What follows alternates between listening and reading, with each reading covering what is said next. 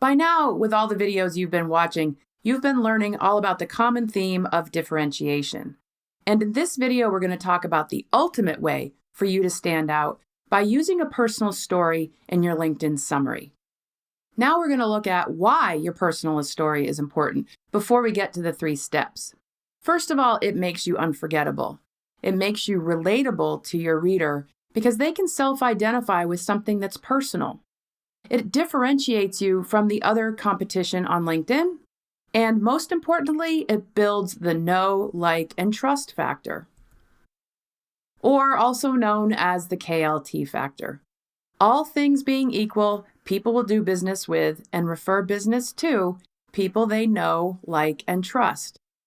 This quote comes from Bob Burg, who is an international best-selling author and coined the term and the usage of the know, like, and trust factor in all various aspects of positioning yourself. My experience with storytelling really comes from very beginning of my journalism background, and I eventually became the assistant editor of a newspaper, and I also served for just about over 20 years as a public relations and marketing professional. And I truly know what it takes for a good story. Now let's talk about the 3 steps to tell your story in your summary. First, we're talking about how to tease out your story, to identify that little piece that's going to set you apart. How to talk to your target audience, identifying who your target audience is, because it's important that you're speaking to your reader. And how to write your story in your summary, and we'll go through various steps and examples to help you do that. First, teasing out your story. Many people will say, well, I don't have a story, everyone else does, but I have no idea what mine is. But remember, everyone has a story, even you. Stories captivate and hold your attention. And a nugget of your story shows your human side. And when I say nugget, I'm not talking about you defining your personal story as airing your dirty laundry, so to speak, or going in depth on anything in so much detail that you take away from how you solve problems and utilize your expertise to work for someone or to do business with someone. So it's a nugget of that we're going to identify. We're going to talk about ways to identify your story. I'm going to show you 12 triggers that will help get your creative juices flowing to identify your own story. You won't be using all 12 of these. You will pick 1 or 2 that will work for you as an exercise to try to identify your own story. A memorable experience earlier in life, why you decided to go into an MBA program, personal transformation or self-discovery of some kind, a time you faced a challenge and used your expertise to solve it. This is a great one. We'll get into more detail on that. An exchange or study abroad semester, a gap year experience from going to high school to college, transitioning from one field of study to another, like if you had 1 degree in your undergraduate and you switched over to your MBA, and there's a story there. How you were influenced by a mentor or colleague, why you may have served in the military, for example, transitioning out of the military and going into your MBA program, a trip or travel adventure, a time you moved or uprooted yourself and perhaps how that affected you, or a challenging or sad incident that motivated you into action. You don't want to use this to come across as sort of a victim in your story, but how you pushed forward and bring about the positive side of that experience. The top 4 ways from that list of 12. A memorable experience earlier in life. This pretty much stands on its own. Think about something that really, really clicked with you, an event that you went through that will stick in your memory, and how you maybe dealt with that or how you want to talk about that. Why you decided to go into an MBA program. Again, maybe going from your undergraduate to your graduate and how that affected you. Personal transformation or self-discovery. That's sort of like number 1, but it would be more specific to something that you experienced that really, really affected you and changed your life. A time you faced a challenge and used your expertise to solve it. This is one I particularly love because when people read your LinkedIn summary, and let's say it's a recruiter or a hiring manager, they want to know how your expertise can solve a problem they have. Solving a problem means they're hiring for a certain job. They need you to take over in that role and bring your expertise into that role. So if you talk about the problem that they may have and how you use your expertise to resolve that problem, then you are really standing out and showing people more than perhaps your competition. Here's an additional helpful exercise in addition to those triggers that we mentioned. This is a great one because this is really interactive. You can ask others, ask 5 trusted colleagues, a former manager, supervisor, employer, a mentor, an industry peer, or even a friend or relative to tell you what they consider is your strongest skill or talent. Because people see you in a way that you don't necessarily see yourself. And you will probably be surprised by what other people feel is a showcase of your talent that they related to. Do this by email. This is not something you ask in person because it puts people on the spot. They can't have time to think of a thoughtful answer for you. So asking people by email, and by the way, give them a deadline. Like, I'm working on my LinkedIn profile, really trying to show how I stand out so that I capture the attention of a hiring manager or a headhunter.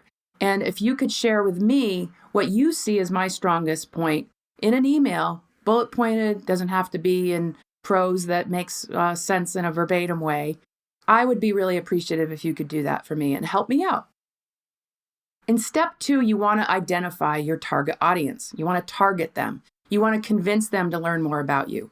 In this case, your target audience is likely a hiring manager, a recruiter, or a headhunter. Who do you want to know, like, and trust you? And your story, as you identify that nugget of your story will make them care.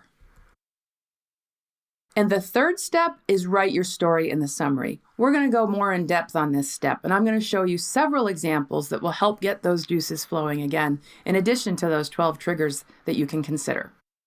So now that you've gathered your thoughts on your slice of life story, let's look at some ways to incorporate it into your summary. And by the way, you can also carry this tone or an aspect of that story into your work experience for your current role, for example, so that it is current. You can use it as an introduction to your summary. Your summary is basically a 3-part recipe. There's an introduction that you can lead with your personal story to captivate someone's attention. The second part of your summary can be identifying that recruiter or hiring manager's problem. And then the third piece of that summary can also talk about how you resolve that person's problem, how bringing that expertise and the specific talents and skills you have will be a perfect fit for that place. So begin with an aspect of your story and then weave it into the professional interests and the professional expertise that you have. If your story is relevant to solving a problem, use it to emphasize your point. This is the first sample of using your story in your summary introduction. And I took a screenshot here just so you can get an idea of how some people include their story in their introduction. This was an MBA candidate from a couple years ago, and she started with, "I swam my way into college. As an 18-year competitive swimmer, it was early on that I realized while an athlete at my core, it shadowed my commitment to student volunteerism." So she decided that she didn't want to be the swimmer and she didn't want to go into athletics, but she wanted to advise and work with student athletes and actually get them to believe in being a advocate for something mission-driven in this case. And I wanted to show you the screenshot because as you'll see, that first sentence says, "I swam my way into college," and it's in all caps. That is another way to captivate a reader's attention because within the LinkedIn summary, once you're in the edit mode, you don't have the capability to bold or italicize text. So this is a way to capture a person's attention.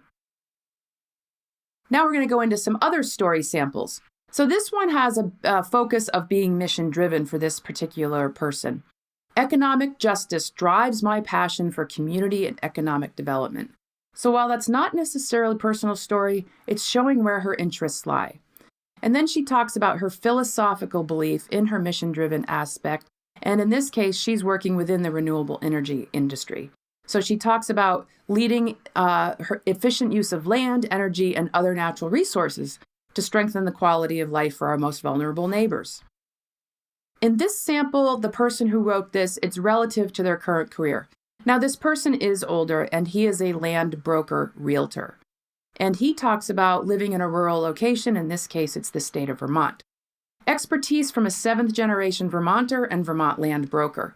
And by the way, that 7th-generation Vermonter and Vermont land broker, those are terms that somebody could type in SEO, especially the Vermont land broker, which was one that ranked well in LinkedIn search and in Google. So just make a note of that, like we talked about in the keyword section of the headline video.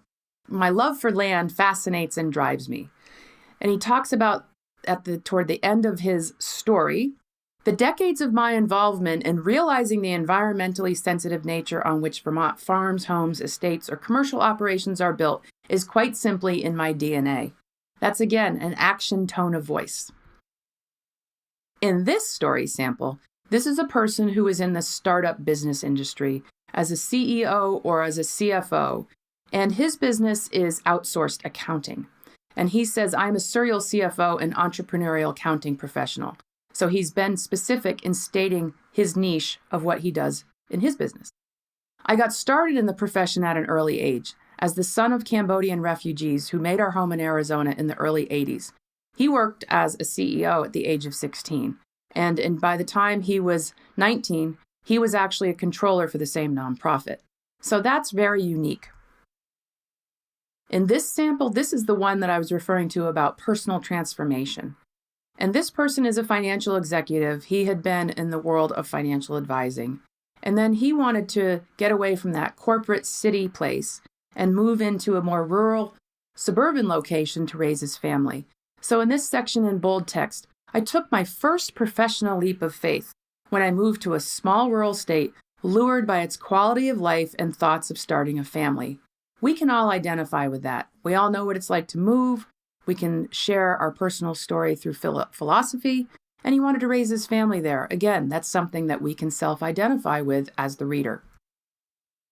In this sample, this is one that applies to somebody who is in military transition. So this person is talking about personal mission, and he begins with, I clear the playing field so others can swing for the fences. This person works in a military transition program for those who are leaving their active duty career and going into a civilian business career. So he talks about that moment inspired me, the Neil Armstrong walking on the moon reference, showed me anything was possible and planted the seeds for my personal mission. And then he goes into what he does as a career counsel to help people in military transition. Again, show your human side. Build that know, like, and trust factor. You want to give your target audience a reason to care about you and reinforce that KLT factor. The reader's takeaway is highlighting your human side because it makes you someone other professionals want to know. So whether it's peers, hiring manager, or a recruiter. And I'll leave you with this quote. Lead with a personal story. Give your audience a way to connect and show you're a real person. And this quote is from Michael Hyatt, who is a very well-known author in the business marketing world and really positions himself well online. So I wish you the best in identifying your story.